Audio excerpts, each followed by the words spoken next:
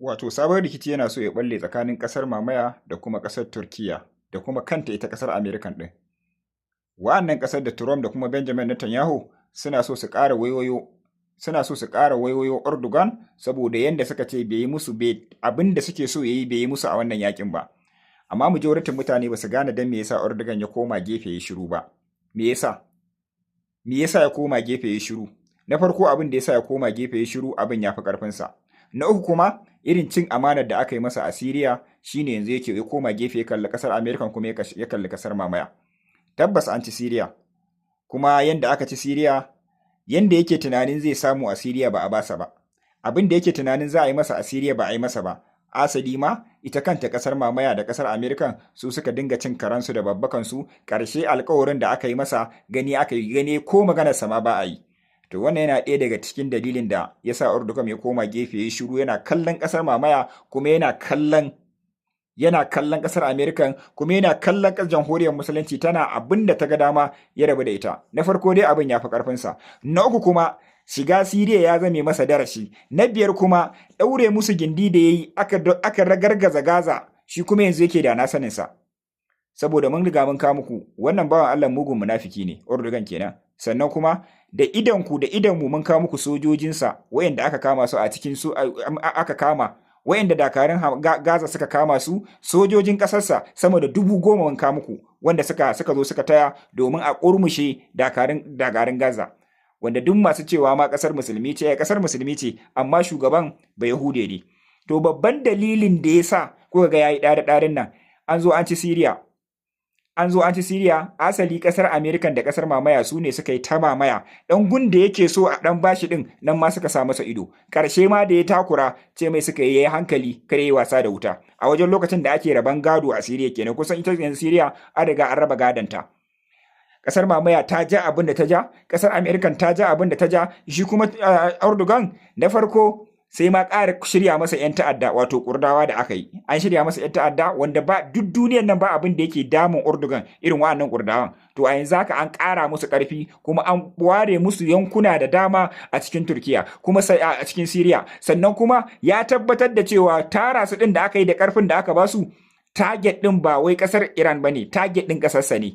Sannan kuma ɓangaren mamaya da ɓangaren sace-sace duk an ba shi a baya ba a mata shi ƙarshe ma kuma ana mai barazanar yanda aka yi da Gaddafi, ana mai barazanar yanda aka yi da Saddam, ana mai barazanar yanda aka yi da ita kanta Siriya.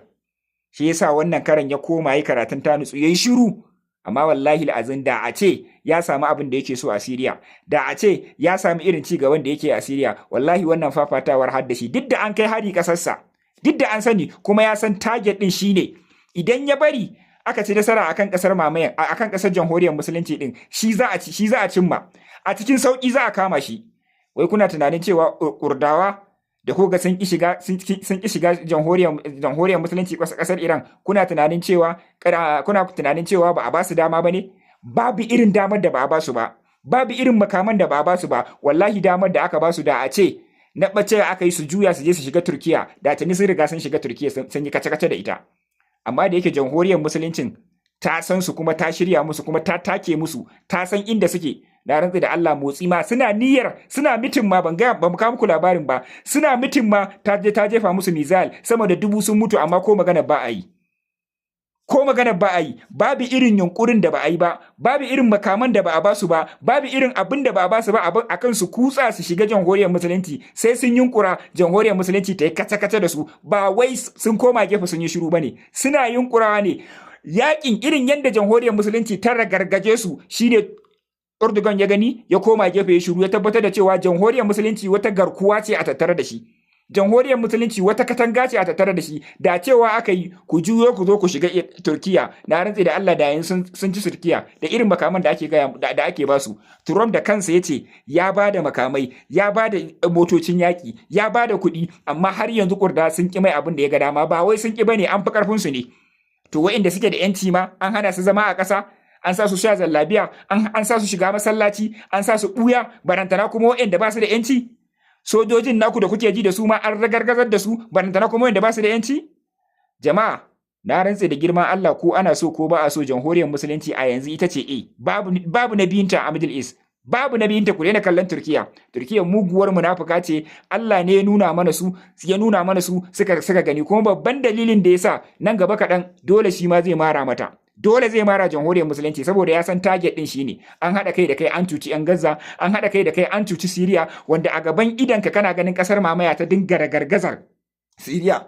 Lokacin da aka ce bawan Allah nan yayi gudun hijira ya koma Rasha, ko sauka bai yi ba, jiragen kasar mamaya suka dinga yawo duk wani gurin makamai da ma'adanai, sai da suka yi kace-kace da yadda suka talauta kasar, sannan kuma suka zo inda suke so nan suke dauka, America inda take so nan take dauka, shi kuma inda yake so din ma kokarin hana shi ake yi.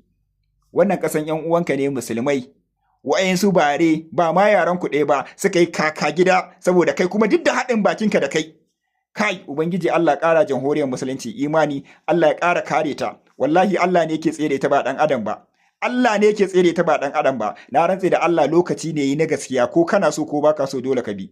Saboda haka can ta bare tsakanin su. Erdogan mugun munafiki ne, abin ne fi karfin sa ya ja baki ya shiru, amma da ya samu dama na rantse da Allah da shi za a ragargazi jamhuriyar musulunci. To abin ya fi karfin sa ne. Wayanda suka tsaya masa suka hana su rawan gaban hantsi, lokaci ɗaya ya ga ana dugu-dugu da su, ko maganar su ba a yi. Wayanda suke da yanci a duniyar da kasar ya ga ana ragargaza su, kasar mamayar ma nan ma ya ga ana ragargaza su, sai ya koma gefe ya shiru. To Allah ya sa